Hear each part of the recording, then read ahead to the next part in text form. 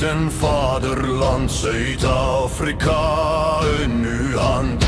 Nie vir eer of wêreldkrag, maar vir u, dag na dag, dag na dag.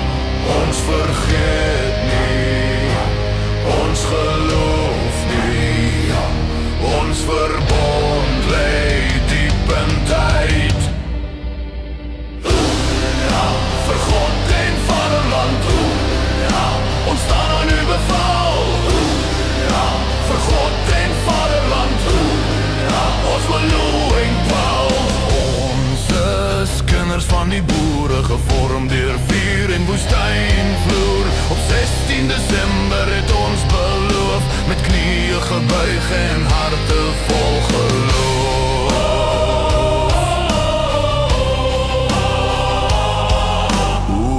Ons erken met nederige stem, ons het geval, ons het vergeet van die gelofte. Die gelofte was heilig, die woorde waar, maar ons het dit nie gedra soos ons moes dra.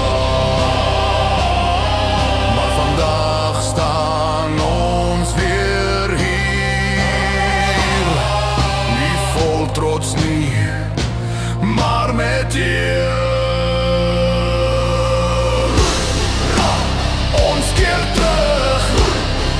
Met berou en trouw, ons beloof weer, voor God alleen.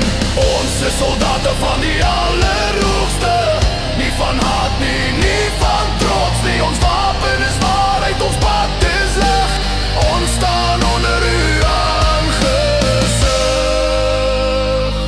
Nie ons swaard nie, nie ons naam nie, maar u wil, o Heer, bly staan.